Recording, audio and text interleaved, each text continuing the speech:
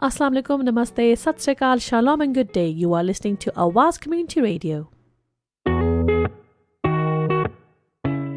And today we have Jim Battle in the studio, and he'll be talking a little bit about the community meeting we had at the ITC Centre today.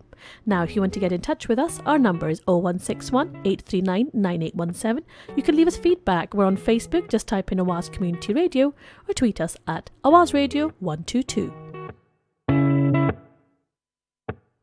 Don't forget, you can also email us awazcommunityradio@gmail.com.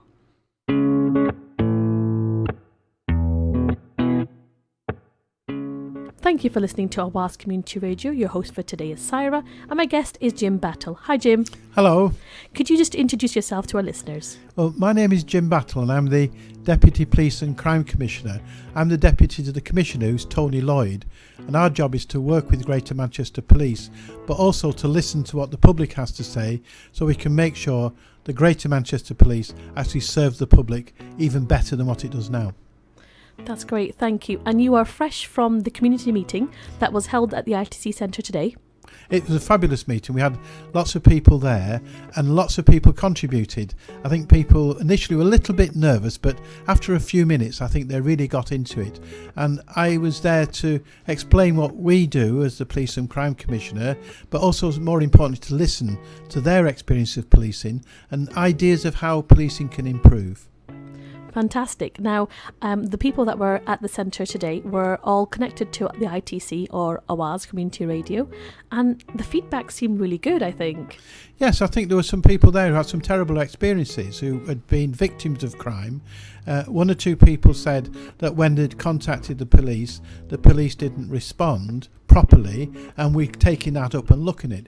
But I think the lesson for me was a large number of people there weren't really sure or confident of how to report crime to the police, and we spoke about that. We said, if you see a crime and you're not in danger, you're personal danger yourself, then ring the 101 number, or alternatively you can ring the 999 if you are in danger. And we also spoke about Crime Stoppers as well. This is a charity, an independent charity, where people can contact, and their number is 0800 5511, where people can ring in and to report a crime anonymously. So you won't take your name and details, but they will pass that information on to the police.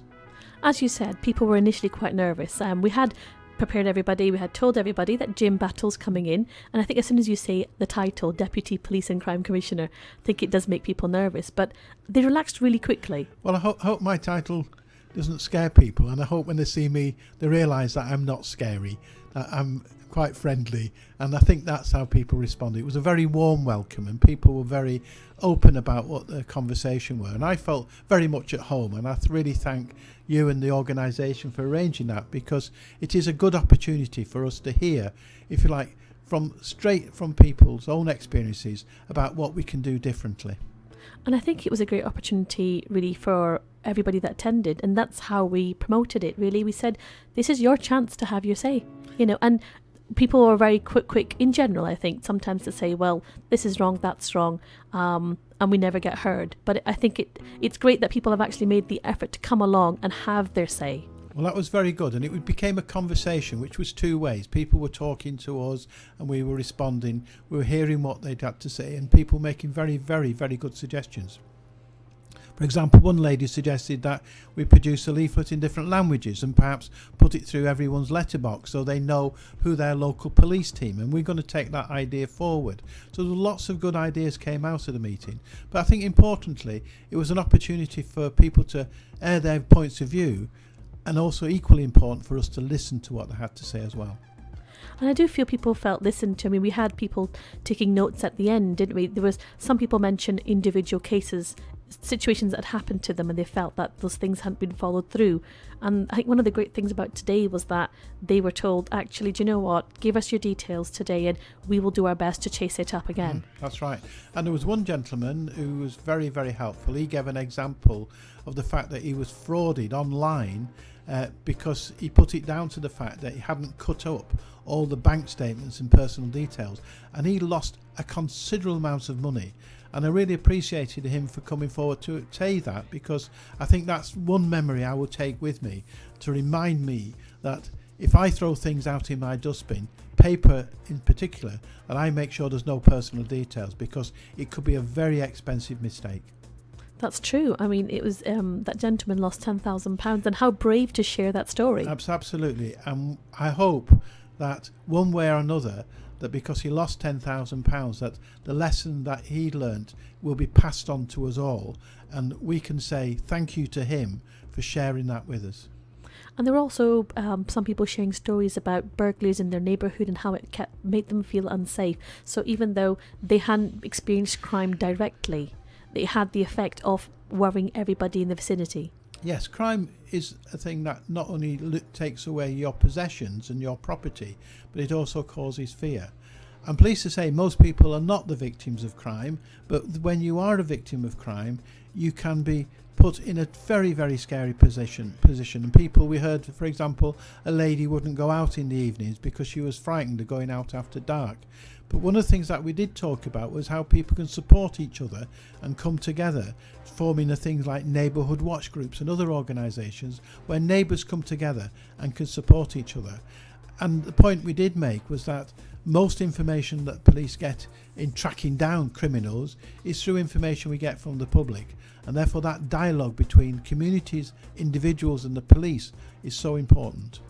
I really like that comment that was made, that Greater Manchester Police is your police. That was what was said to the audience. Well, that's right, and it's you who pay for it. It's the public who pay for Greater Manchester Police. Our job is to make sure that money's spent properly. But Greater Manchester Police cannot police without the consent and support of the public. And it's the public who's really got an important say.